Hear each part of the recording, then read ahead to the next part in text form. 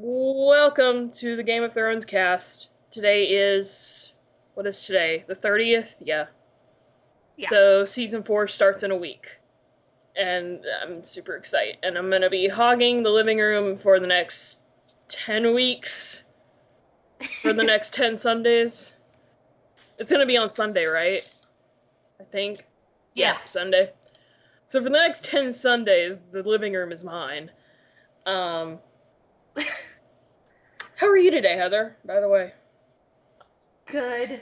I'm excited to talk about Game of Oh, Thrones because I never get enough excuses. Alright, so we're the only ones here because I'm gonna smack talk Fran while she's not here. She has all 3 seasons. A friend of hers gave them to her to let her borrow, and she still hasn't watched them. She had like a week and a half to watch them, and she still didn't watch them, so fuck you, How Fran. dare she?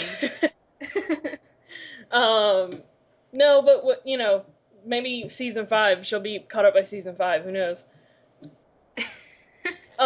So for clarification, we're caught up on the show, 1 through 3. You've read all the books so far, and I've only read the first one. Yep. How fast did you get through them? Because it took me like 2 months to get. No, it took me longer than that actually to get through the first one, only because it just takes me a long time to read really long shit like that. It took me about a month to read each book, so about 6 months, or 5 months rather. So yeah, season 4 is going to be the latter half of book 3, correct? Yes. Okay, so yeah, that should be right. So if it's safe to assume that it is going to be half a book per season from now on. Yeah. So I think people have been doing the math, and people have been, writing stuff up on like, oh, what's George R. R. Martin gonna do when the show catches up? And I'm not worried about that really, because he's an executive producer on the show. So I mean, I feel like if they wanted to make something up or keep going, I feel like he would, sign off on it if he wasn't Yeah. books or whatever. There was a thing saying that he already told them like the gist of what was gonna happen. Mm-hmm. As a just in case he passed on before he finished the books, they could finish the show. It's like I they just know. don't want to be in like D.B. Weiss and Dave Benioff. Like I just want to be inside their brains. Like Yeah. they know how it's gonna end.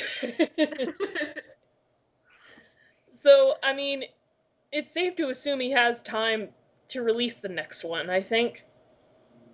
Yeah. Since it is going to be like it's like going to be like a 4,000-page book, or that's probably a little exaggerating, but it's probably true.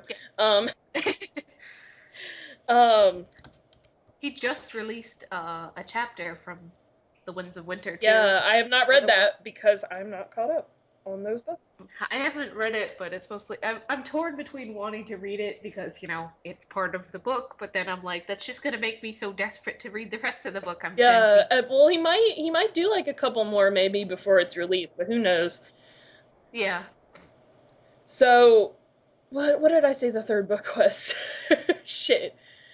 The third book is it's Game of Thrones Feast of Crows, and no, it's Game of Thrones Clash of Kings, Feast of Crows, I think. Feast for Crows. Well, Storm of Swords, yeah. Okay, yeah, I'm confused now. But yeah, it's gonna be Storm of Swords. It's gonna be the second half of Storm of Swords, which is gonna be season 4. I think they did start doing them a season a book, but they're just like, these are, wow. Yeah, I think the first season felt really rushed to me. Like, I didn't feel like there was enough plot development, especially with like the first episode. It ends with Bran getting pushed out the window. I'm like, yeah, it's sad because it's a kid, but apart from that, we haven't really developed enough of the family for me to really give a crap. Well, I mean, I think the thing they're going with is like they want to have a cliffhanger kind of at the end of every episode, so I feel like that is a good cliffhanger to leave it off on. Oh, yeah. You have all these cliffhangers like Bran falling out the window, or Jaime getting his hand cut off, or that kind of, or the Red Wedding, that kind of stuff. Yeah. So I mean, I think that is a good place to, since it is like the very end of one chapter, so it's like, well, yeah, I guess that. Yeah. Um, I've noticed the seasons have improved, and I think the third one I think is the best season so far, and I think it helps that they're cutting the books in half because you get more time to actually be with the characters and care more about them, particularly with the crap that happens to most of these characters. Yeah, definitely. I mean, definitely when I'm just like, oh man, I love Brienne, and I'm like, wait, she's not like Brienne. A super main character. I'm really scared. Even if she were a super main character, I mean, Robb and Catelyn were super main characters. Yeah, Ned was a super main character. Ned was the main character, and then when he went, everyone was like, "Oh shit, this is gonna keep doing this." This is the thing about this show and the book series that I'm more excited, apart from just wanting to see the show, because I know what happens. I'm excited to see the internet explode. Oh yeah, with what happens in this season. With the fucking Red Wedding. The only reason people had their cameras ready, and the only reason that shit went viral, because they're like, oh man, I have friends who haven't read them. Shit. This will go super viral. I did want to get angry, because I did get angry a couple days ago, because I was going through an article that had nothing to do with Game of Thrones. Let me just preface that. Really? It had nothing to do with Game of Thrones, and it was a cracked article. It wasn't even a great cracked article. It was about video games or some shit. Anyway, so I go down to the comments to see what people are thinking, and there's some just idiot who's like, hey, here's all these Game of Thrones spoilers. That's not how it was worded, but he was like downvoted to hell. And people in the comments replying to him were like, oh my god, what is wrong with you? And I'm like, are there idiots that just go around and do this shit? And I was really angry, because there was one of them that I like suspected was going to happen. It's like stuff that's going to happen like within the next couple seasons. And I'm thinking like, well, okay, well that is a thing that I honestly suspected would happen, from the beginning. And then they said something that was going to happen to a couple other characters, and I'm like, fuck, well, one of them is like, that's actually kind of cool, and then one of them had me worried, so I messaged you about it, and you were like, oh, it's nothing, and I'm like, oh, okay. So that actually kind of pissed me off. Did you run into that while you were, like, reading or watching the show or anything like that? A little bit. There was a couple times where I was just like, it was my own fault. I'm like on Facebook or something with Game of Thrones, and I hadn't gotten very far in the books yet, and I saw clips from the show. So this was before I'd even read the first 3 books, because there were spoilers from the TV show. Mm-hmm. And I think that was the only time. And then there was actually talking to my mom about Game of Thrones. She spoilered a couple of things. Ugh. With your own family, it's kind of hard. Yeah, it was like, I think one of them was how King Robert died, which wasn't really that big of a deal, because I knew he was going to die. And I actually didn't see Robert dying coming, because I kind of liked him, so, he was a butthole, but I'm like, oh, he's likable, He wants Daenerys dead, who's lovely, but I'm like, oh, That's what else about these characters, that there's no fully, like, perfect person, and there's no... I mean, Joffrey, I guess you could argue, is fully evil, but then he's also inbred and was raised by Cersei. I mean, like, I actually... It was season 3 that actually made me like Cersei a little bit, because they gave her a little bit of humanity, and I'm like, yeah, I actually like Cersei now, but she's still a bitch. Like, she's terrible. Awesome, but she just wants to protect her family. Yeah, I mean, she was talking about how hard it is to raise an asshole like Joffrey and, stuff like that, and I'm like, I completely get that. On the other hand, it's like, well, maybe you shouldn't have fucked your brother. Yeah, really. I mean, at first I think everyone started to didn't like Jaime Lannister at all. Oh, yeah. But now it's like, oh my god, he's a hero. Yeah, it's pretty much Jaime starts out as a complete I mean, that shithead, scene, and that scene, the way they did that scene was great, by the way, with him and Brienne, and him just telling her what happened that day with, the Mad King and stuff like that. And I'm like, oh it was yeah, a that was great a really scene. good I one. really liked that and made me feel sorry I for really like between him. the dynamic between Jaime and Brienne is really nice. Yeah, did that happen in the book, right? Yeah, he did tell her about Yeah. that. You did link me an article about changes in the book and the show, essentially in the first couple of seasons. So it's nothing like huge spoilery because I have read the first book. I'm going to read the second one as soon as I buy it. um, uh, but you can talk about this one because you've actually read through them very well and um, stuff like that. And I've only skimmed through it, but you've actually read it, so.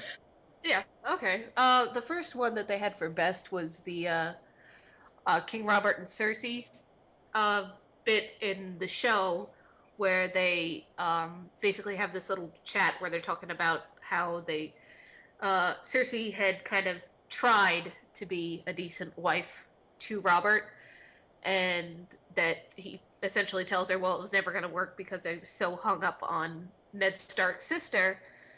And in the book, that's not there. Like, in the book, when she tells Ned, when she admits that Marcella and Tommen and Joffrey are all Jaime's children, I think there's a point in that scene where she mentions that she did once get pregnant by Robert, and that she and Jaime had actually gotten her to have an abortion because she didn't want to have Robert's children. So there's no inkling that she ever really cared for Robert, which I don't know. I think that it was a pretty good Yeah, and that scene switch is in the basically show. like them talking about, well, I don't really care about you, and he's like, I don't really care about you either, and they're like, Yeah, yeah.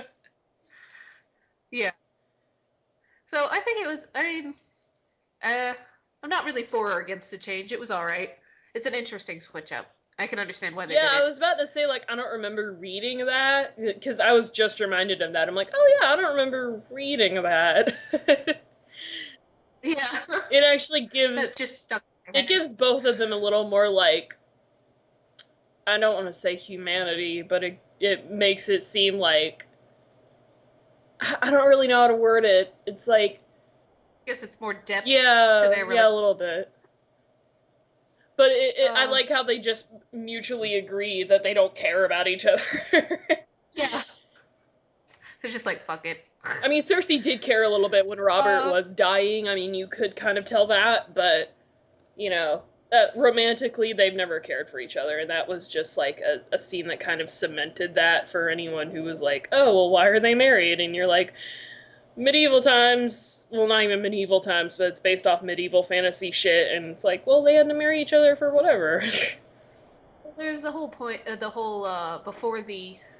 I don't remember what point they discussed this, but it's not too much of a spoiler because it's so far back Hmm.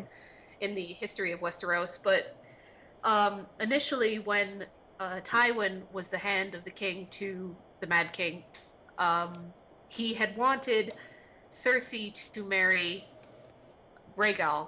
Rhaegal? I can't Rhaegar? remember his name. Rhaegar, that's it. Targaryen? I'm thinking. I was thinking the dragon when I said Rhaegal. Hmm. But when he proposed this to the Mad King, he basically got him shot down with you don't marry your heir to the servant's daughter. Hmm.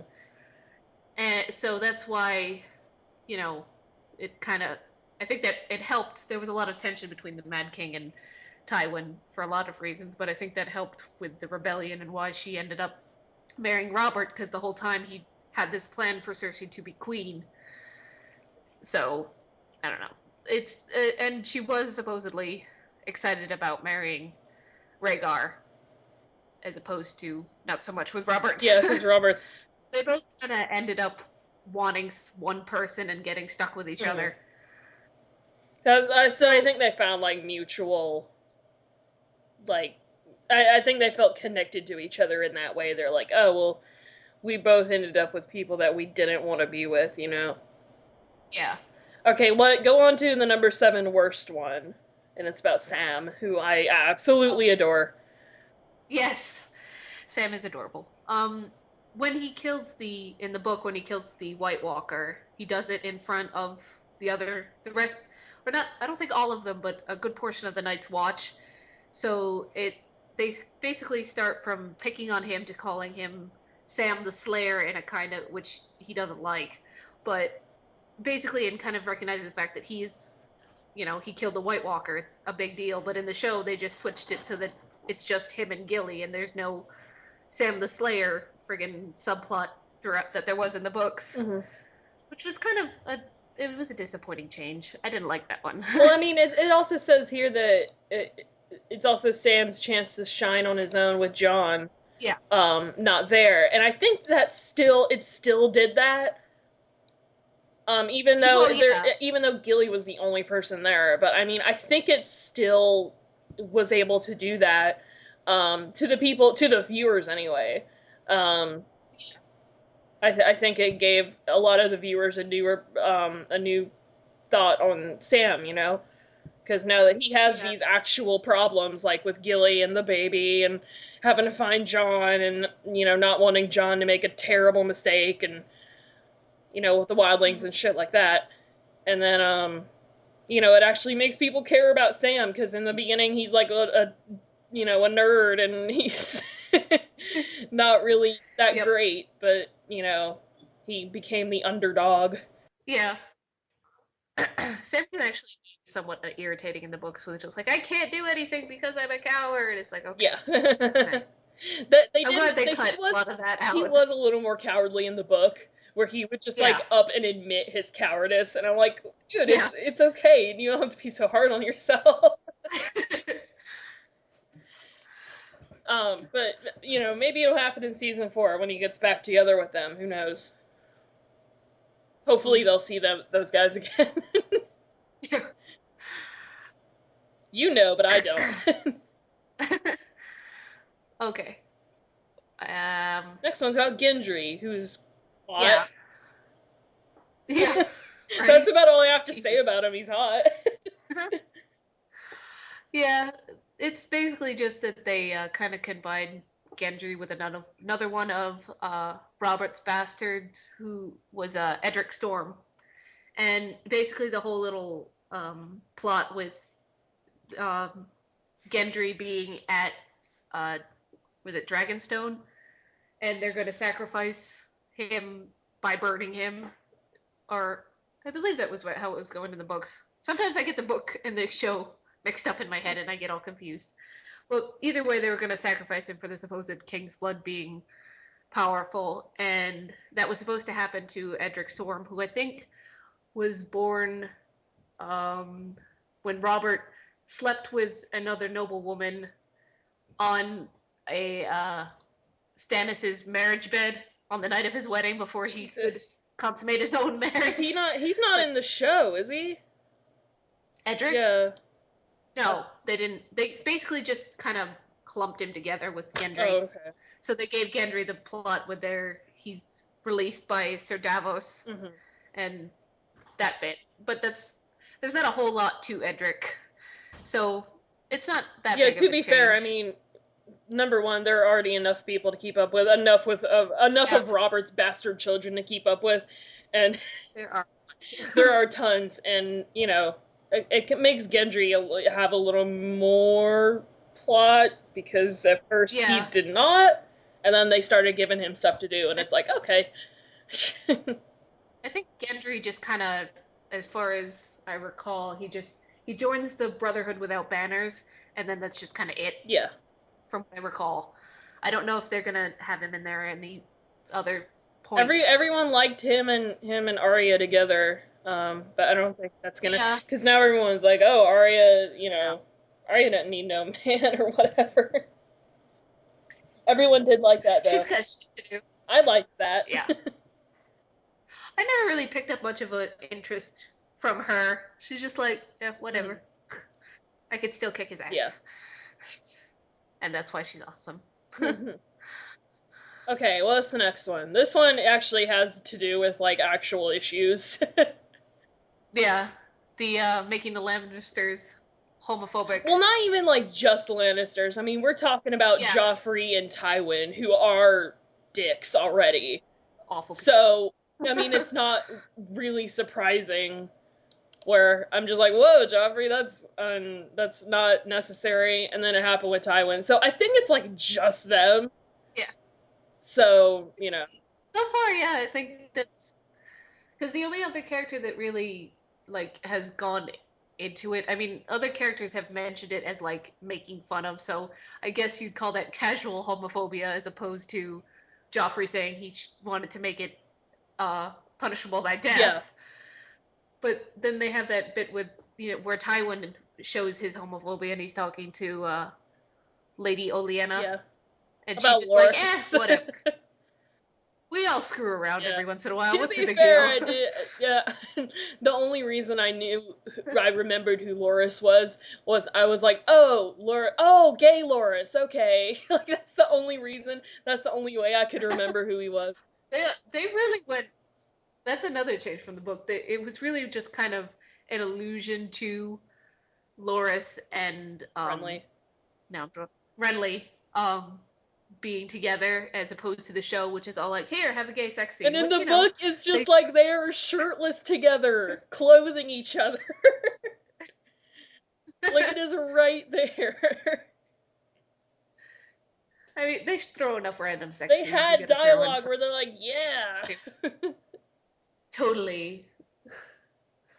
But, yeah, the fact that pretty much the general population of Westeros is probably not very gay-friendly. Well, to be fair, I mean, if they are basing it off of, medieval times, that would be accurate. Yeah, it's the same thing with the way the women have the wives and mothers role. And why if you're gonna go with that, obviously they would think the same thing. Yeah. I mean, if we are going by historical, not actually historical, based off historical accuracy, then yeah. Yeah. But, HBO's like, no, we have to have the bad people say it, because then people will think we're awful if we don't. Well, I mean, like, I feel like it's already like, oh, you thought this guy was a dick before, now he's a dick again, and, like, adding all these, like, things onto his dickishness, which I actually, you know what, I actually kind of like Tywin as a character. I think he is, pretty badass and, pretty, like, he's cool. Like, I think he's kind of cool, even though he's a dick. Like, he's one of those characters that's just, like, a dick, but you love him. Yeah. Unlike Joffrey, who's just unlike Joffrey, he's just a dick. The next one, Khal Drogo. Yeah. Explain this one. Well, Khal Drogo in the book, the death scene it's the part where they're basically sacking a town and Daenerys is going through and seeing how many women are being raped, and she just starts taking them away and like, nope, no more rape. Mm-hmm. All these women belong to me now. Yeah. And at the end of that whole thing, because they just sacked a town, there was a battle, Drogo he basically has a shoulder wound. Yeah. And one of the women that she had taken away, I think it's basically Drogo's, like, kind of, I guess you would call it a second in command, who, I don't remember if she took him away from, it doesn't matter. Somebody was raping her. Yeah, it was, like, one of Drogo's, like, higher up Khalasar guys. Yeah. I don't remember his name. I don't remember either. I don't remember. Basically, he gets mad at Daenerys for taking what he considers to be his right to the women. And in the show, it's a fight between him and Drogo transpires, and that's how he gets wounded. But in the show, it's just he happens to have it after the battle in the town. You mean in the book? I think. Yeah, in the book, right. I know how to speak words. Okay. Anyway. Yeah, in the book, I'm like, wait, doesn't something happen to him? Like, I couldn't remember. Yeah. The woman, one of the women that she takes says basically, I'm a healer, and in the book... Yeah, she's essentially like a fucking witch. Yeah, they're calling her a witch and stuff, and she insists, and Daenerys still insists on her helping Drogo with the wound on his shoulder, even though he's like, I'll be fine. But then she did not help at all. No. It's implied, I think, that Drogo takes the thing she heals, I guess it's like some kind of herbal cover for the wound, and he takes it off, and he gets an infection, and eventually it's what kills him. And they kept that plot line in the show, but the fact that basically the main point is that they changed it from him just happening to have a wound to that fight scene, which, you know, I can understand. It's more of a dynamic thing when you're putting it on television to have the actual a fight happen as opposed to just, oh yeah, I got a cut. Yeah, because then people would be like, wait, how did that, just show that happened, please. Yeah. So yeah, I can kind of agree with that being it's an understandable change for the series. Okay, what's the next one? The worst, the number 4 on worst. We'll link this list somewhere, and it's a pretty good list. Yeah, the next one would be basically Littlefinger being turned in kind of a mustache twirling villain. Well, I love that, by the way. I don't even care. Like, that's not even a big deal to me. In the books, he's a lot more subtle with everything he does. It's kind of like with Varys, you don't really know where his loyalties lie. Yeah. In the case of Littlefinger, it's fairly obvious that he's out for himself, but he's not so blatant. There's just something about as he is on the There's something about Aidan Gillen that I just like love. I don't know what it is. Just his acting as Peter Baelish is just like, oh my god. Like the first time I saw that, I'm like, oh my god, this is amazing. But yeah, a lot of the subtlety got lost in translation, but still fun to watch. So. Yeah, and his obvious his obvious creepy crush on Sansa. Yeah. Is that as much in the books as it is in the show? Because it's creepy. No, it's not quite so creepy. It's obviously there, particularly later on, but it only comes. I don't remember which book it is, but fairly later on, it becomes more apparent that he's basically projecting his feelings for Catelyn onto Sansa, partially because she's supposed to look so much like her. But it's not quite the level of weirdo that it is in the show. Yeah. Speaking of looking like characters or looking like parents, like it threw me off in the book when it said that Rob is a redhead in the book, like Catelyn. Yep. And then and then it's Richard Madden in the show with black ass hair, like Jon Snow hair. I think most of them are, or at least half of them are supposed to have like the brown Stark hair, and then the rest are supposed to be redheads. I don't remember. Really, I think Rickon is supposed to have. I know that's I don't remember Rickon or Bran from the book what it says which parent they take after, but I remember Arya is supposed to very distinctly take after the Starks, and so is Jon Snow, and then Sansa and Robb are supposed to look more like Tullys. Mm-hmm.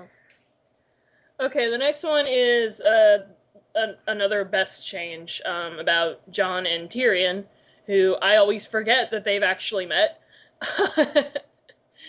Yeah. I always forget that they had things that they did together. Mm-hmm.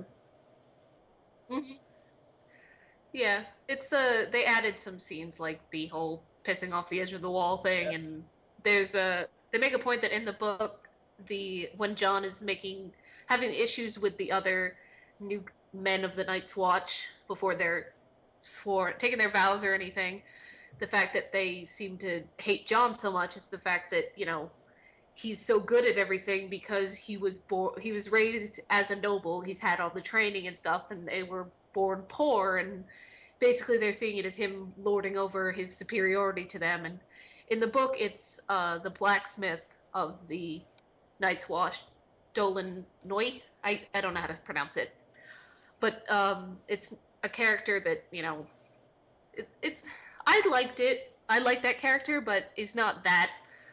It's a case of how many characters there are in the book, and to translate all of them to TV would probably confuse a lot of people. Yeah, exactly. Because, I mean, even my parents don't even want to watch the show because my mom has looked through magazines with all the characters in it and shit. She's like, I would not be able to keep up with all these people. I've had a few instances reading the books where I've gotten like, wait, who's this guy again? Yeah. There are a lot of characters. Yeah, I think I've got most of them down it's now. Understandable that they. I think I've got like most of it down now, so I'm not worried too much. But you know. Yeah. But they just gave that whole speech to Tyrion instead, and it works. So it is understandable and pretty decent switch. Okay, this is another worse one. Explain this one to me. Let's see. I have to reread it. Oh, right. The scene with where he's supposed when it helps if I say who I'm talking about, where Jon is supposed to be basically switching to the wildlings, and he's talking to the king beyond the wall, and he's basically being quizzed of, well, to explain to me, the king of the wall is saying, explain to me why you want to be a wildling, and if I don't find your explanation sufficient, then I'm not gonna believe you, and we're gonna kill you, basically. Mm-hmm. In the show, they had him say that it was because he saw, was it Craster's son being put in the woods and taken by the White Walkers, and going up to the leader of the Night's Watch and saying, "Hey, Craster's doing this," and basically having the I can't remember his name. The guy that's leading the Night Watch. I can't remember his name now. Oh, wait, who? Lord Mormont. It's Lord Mormont. Yeah, Mormont. The one that, yeah. He's basically gives him, yeah, I know. So he uses the fact that the Night's Watch is basically letting Craster sacrifice his sons as a reason to join the Wildlings, where in the book it was more, in Westeros I'm treated as less than because I'm a bastard, where here I could be, it doesn't make a difference with the Wildlings that I'm a bastard, which is more, I think, a justifiable reason than, oh, I saw Craster do this. Mm-hmm. So I agree with that. It's not a very good swap out. It makes more sense for him to bring up the fact that he's treated like crap because he's a bastard. Yeah. Okay, best change about Bronn, who I like a lot.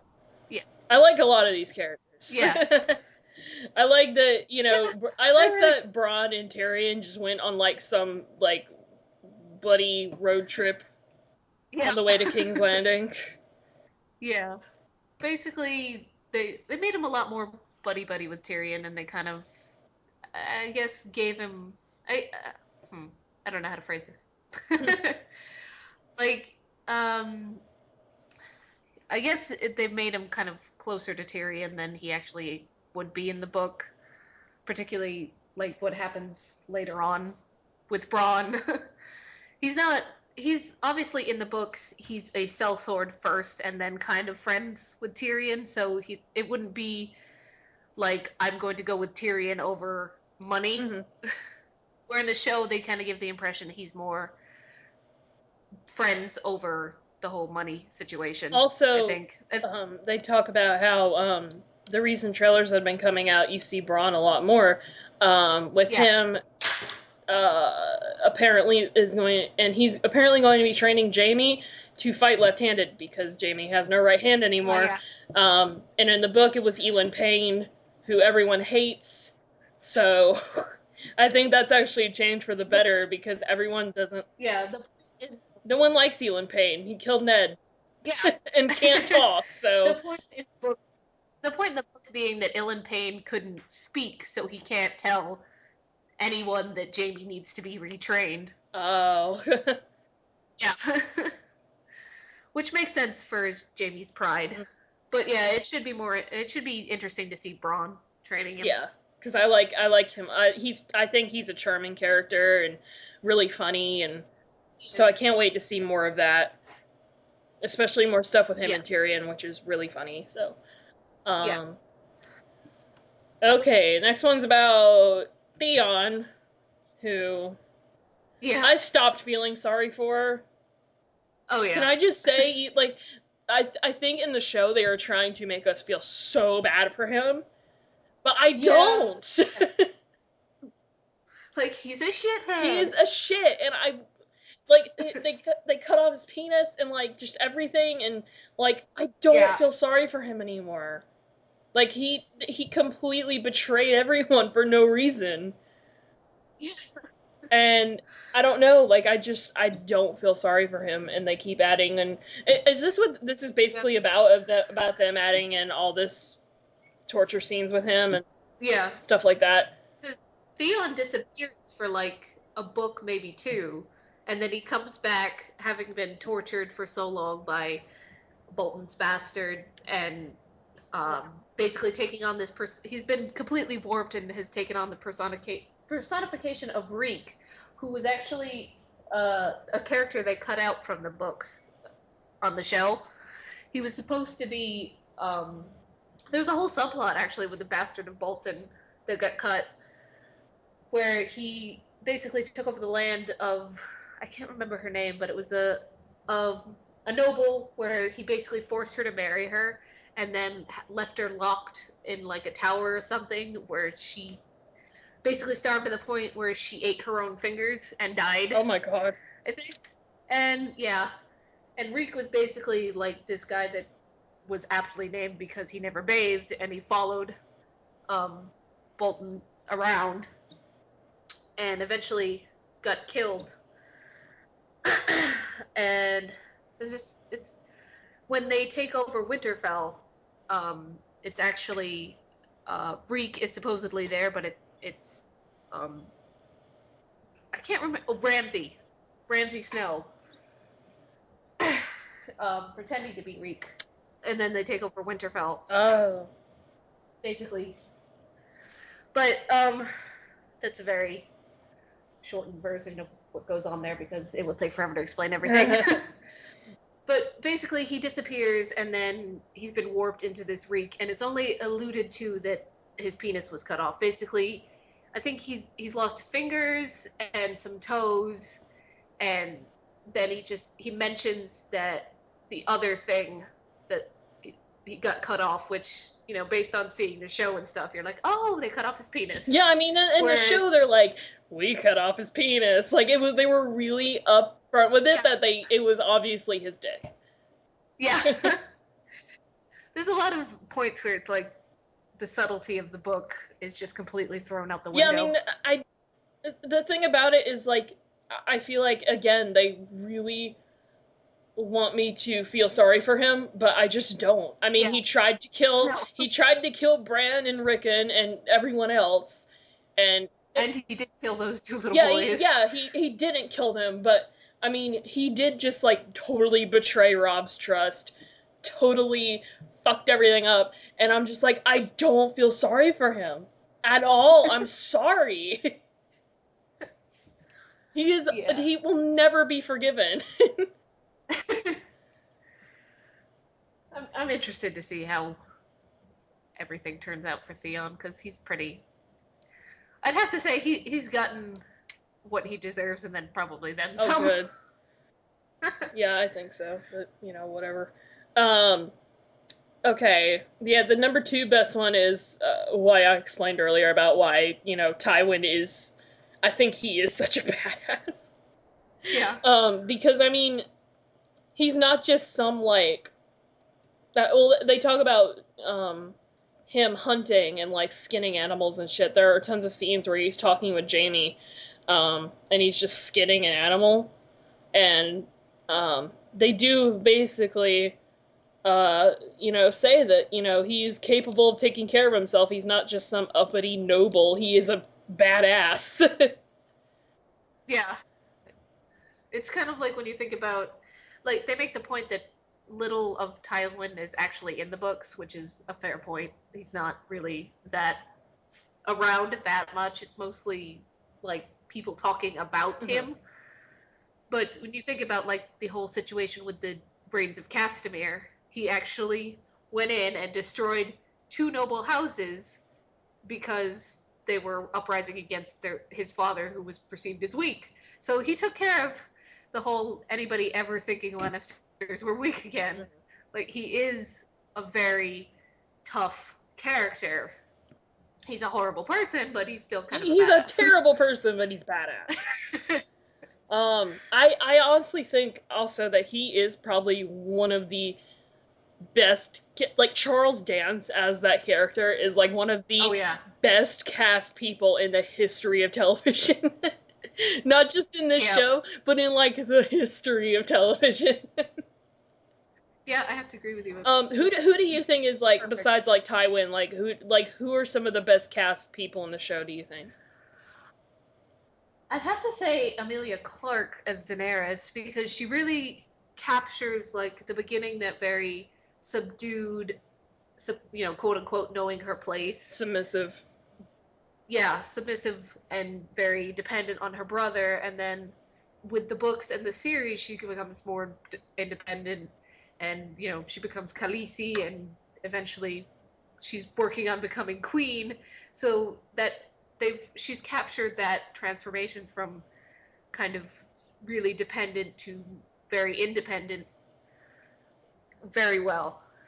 And I'd say Peter Dinklage obviously is doing a great job with Tyrion. Yeah. I think earlier on people were like kind of weary because it's like, oh, they made Tyrion hot, and I'm like, yeah, he's supposed to be I don't really... care. Why is that a problem for me?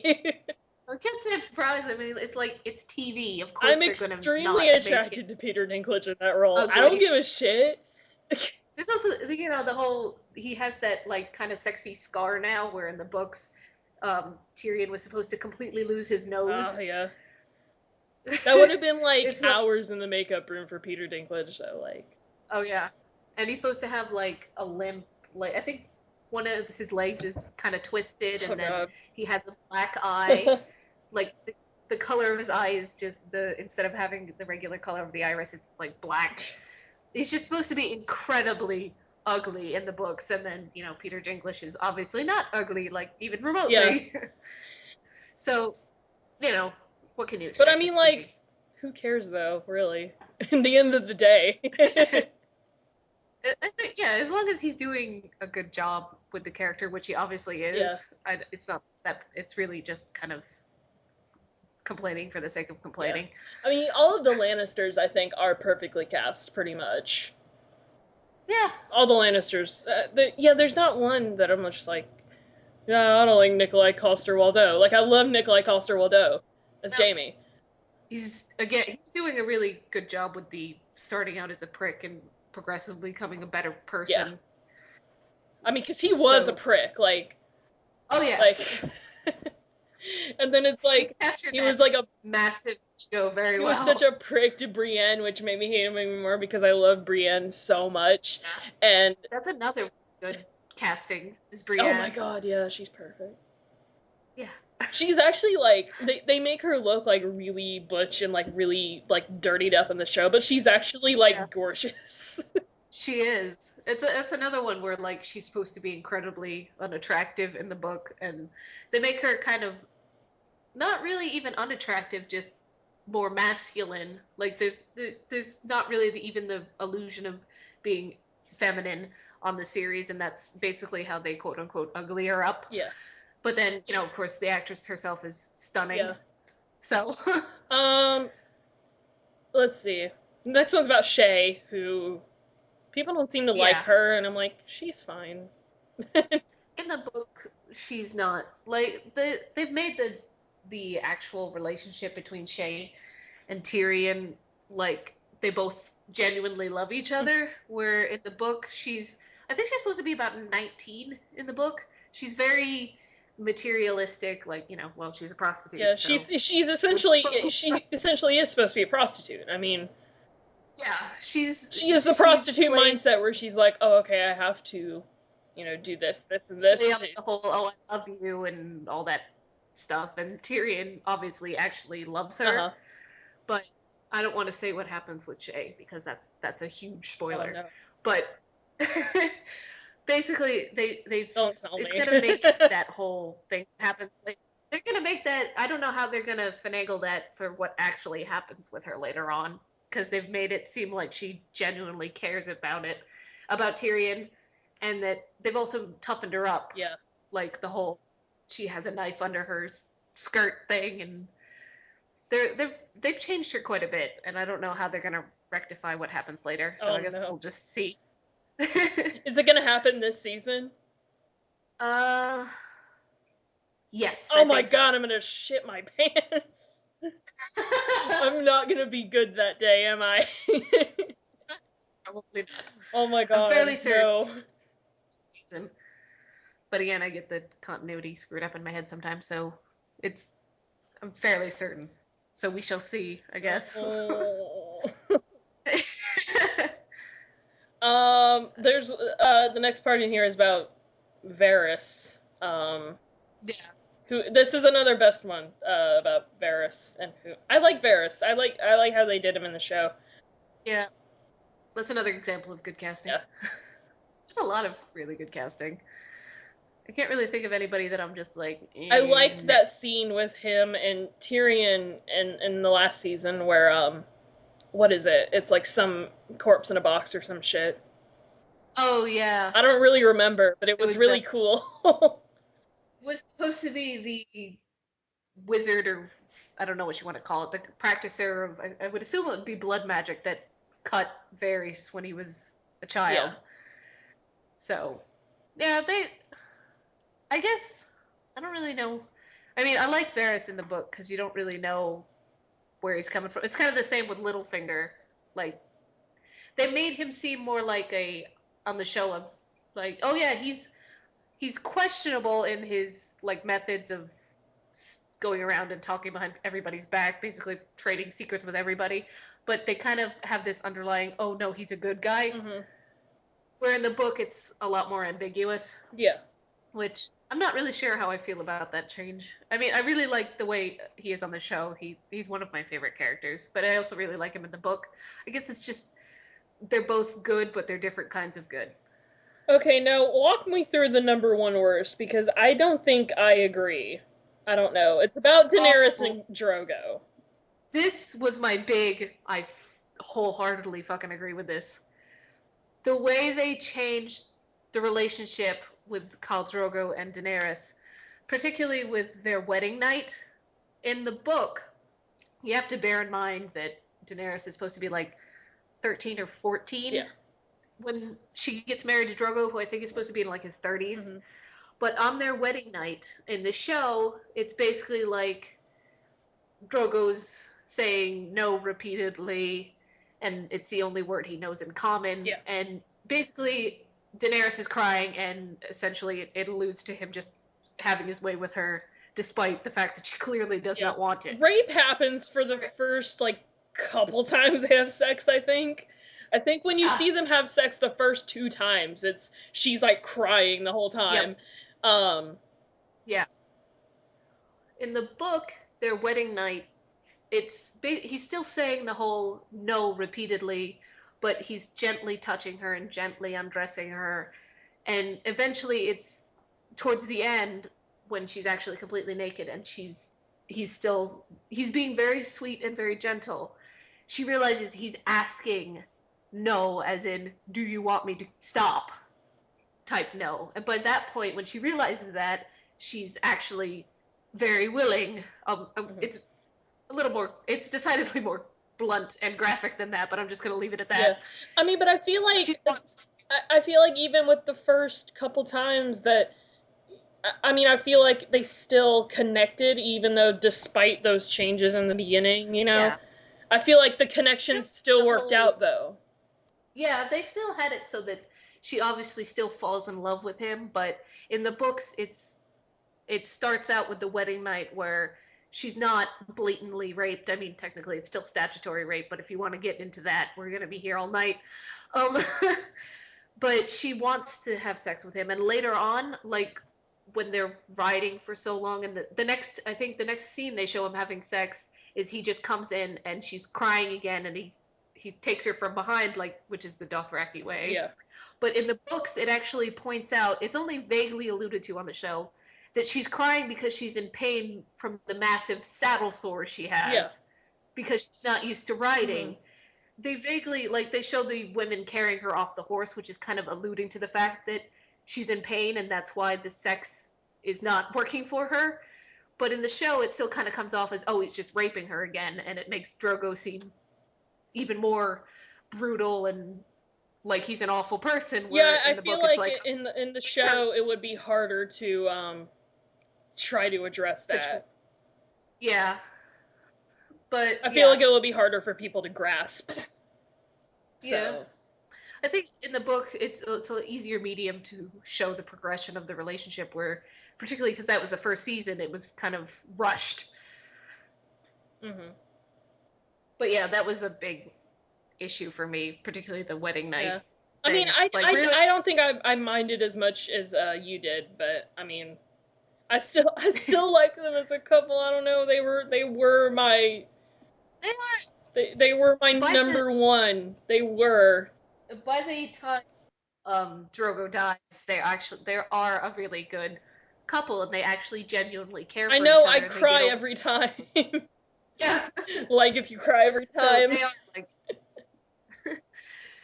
they are like the best couple in the Song of Ice and Fire series. I really do think that it is the best one so far. I'm trying to think. I mean, yeah, I could honestly also argue, I love, and this is me shipping, because I am a freak, I love, Daenerys and, Jorah Mormont. I love them. I love it. I love it.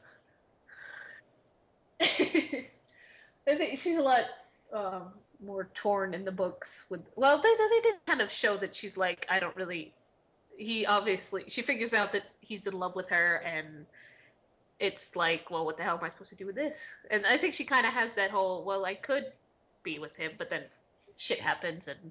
Yeah, and I still love Drogo and stuff like that. Yeah. Yeah, I think that honestly would be a thing. She's like, well, I still love Drogo, you know? Yeah, she's very in love with Drogo still. I was gonna say, the weirdest ship I heard about is the Hound and Sansa. Hound and Sansa. I would think Hound and Arya would be a little weirder, because Arya is like 10. There's the age gap for one. Yeah. It's just like, it's obvious that the Hound has feelings for Sansa, but I think it's mostly a whole, she is what I cannot have because I have a half-scarred face. Yeah, because I am a half-face. Like, but the Hound is a pretty, fucked up character. He is a straight-up murderer, and he enjoys it. Granted, he's nowhere near as bad as his brother, the Mountain. Yeah. But he's still pretty fucking bad, and the age gap and everything, and it's just like, no, why would you ship that? Please don't do that. Speaking of Arya being like 10, did you, since you read the books before you watched the show, right? Yeah.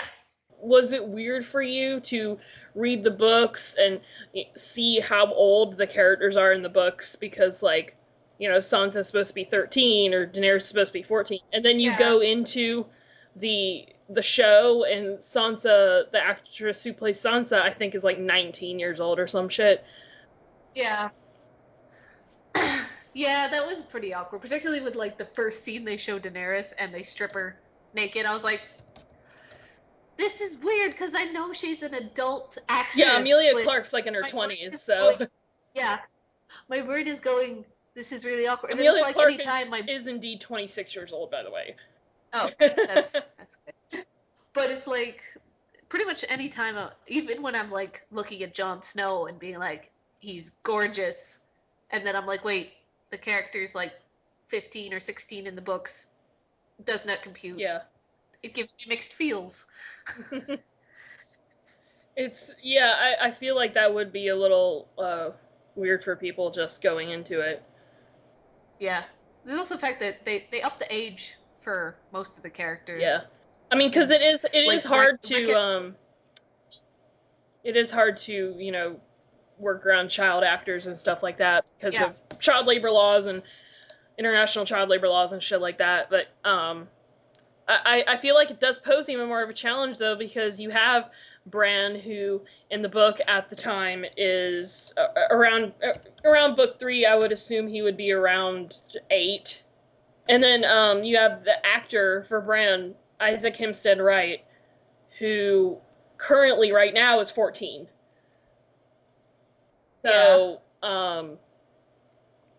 I think it is going to pose a little bit of a challenge if they Yeah. ever have to recast him or, do whatever. Um, Just hope nobody notices. so no, yeah, exactly. You would have to get some kid that looks exactly like him, because I assume since the show started in 2011, he was around 11 when the show started, I think. Um, so it would have made him around Bran's age, but so that is something that they are running into, like, oh well, he's hitting puberty now.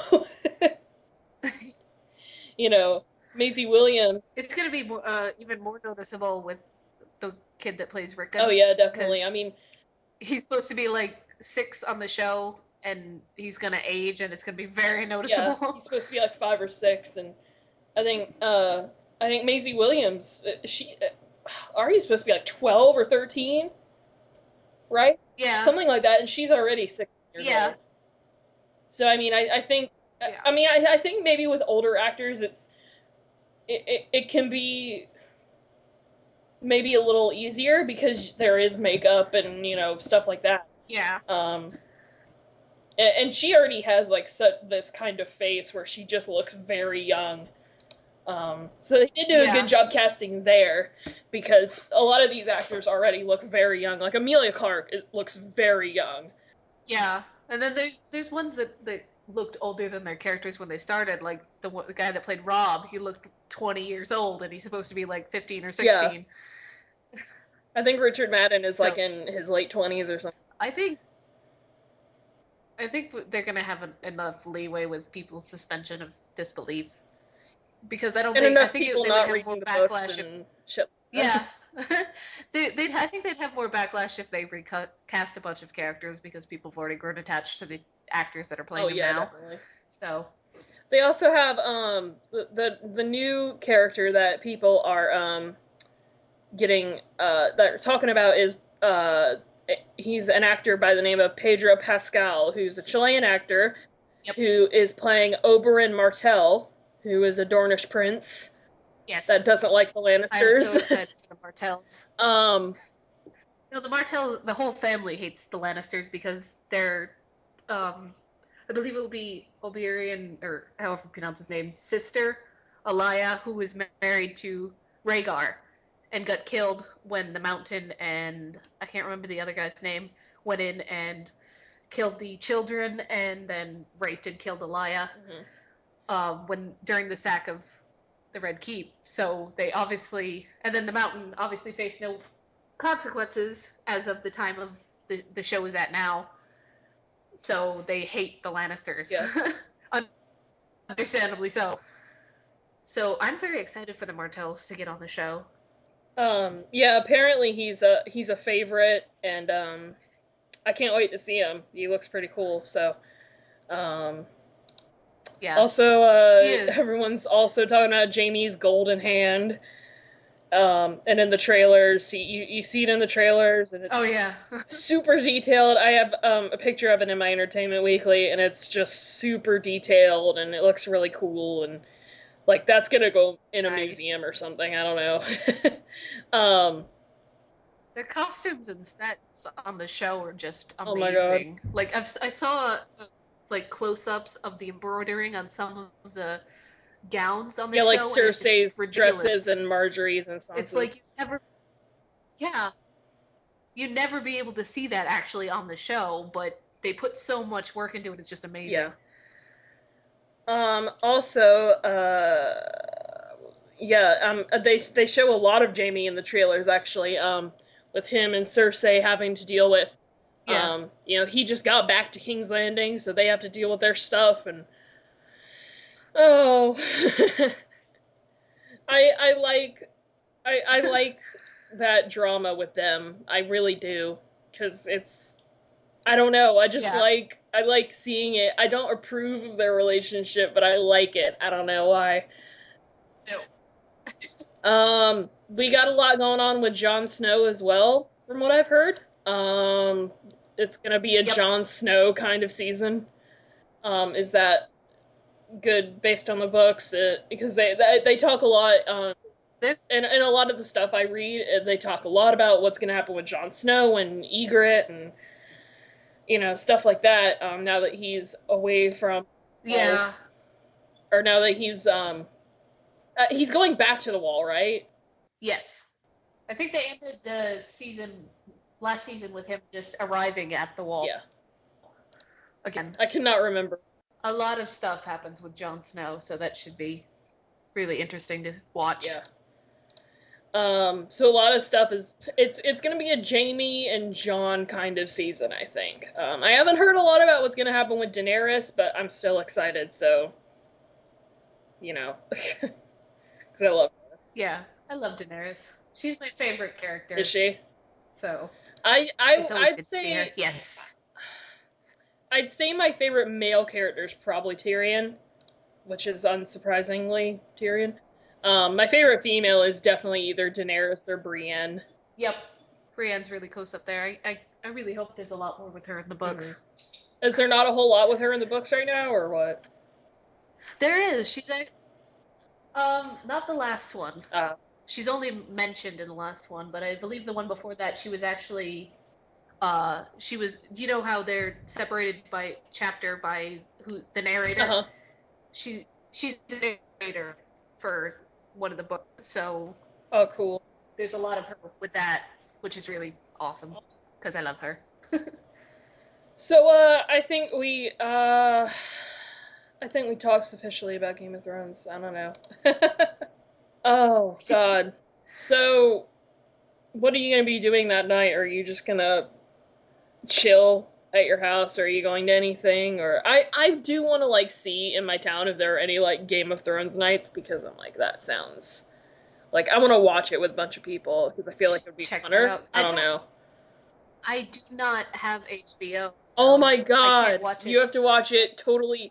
You have to watch it totally legally, right? I thought it was convenient. Yes. Totally legally, right? I might go to my parents' house. It's actually, they're starting the season up on my birthday, which is obviously because they know how much of a fan I am. They care a lot about you. So I may or may not be like, Mom, I'm going to your house for the night. Either that or I'll have to wait and totally legitimately borrow my parents' HBO. Yeah, totally legitimately get it. I don't know how long I don't know how long it takes for it to show up on HBO Go. Like a new episode or something. Yeah, I don't know either. It fairly quickly because it is Game of Thrones, but yeah, I'm not quite sure either. So yeah, our cable network, we just got HBO all of a sudden. I think a year ago we just started getting HBO for no reason. We didn't pay any extra money. They just gave it to us, and we're like, okay, works for me. That's the kind of cable. Huh? That's the best kind of cable. I know, right? We just started getting HBO and Showtime all of a sudden, and we're just okay, sure, I'll watch it. Not gonna argue. Yeah, I'm not gonna argue, honestly, because my mom is waiting, because after Game of Thrones finishes, I think that's when True Blood comes back, and she's super excited. My mom loves that show. I can't stand Oh my God, my mom is in love with that show. It's kind of ridiculous, and I want her to shut up all the time about it, but she's like, I just really love it. I had friends who used to watch Vampire Diaries. I don't know how well that show was, or how good that show was, but I hear True Blood's actually kind of legit, so I don't know.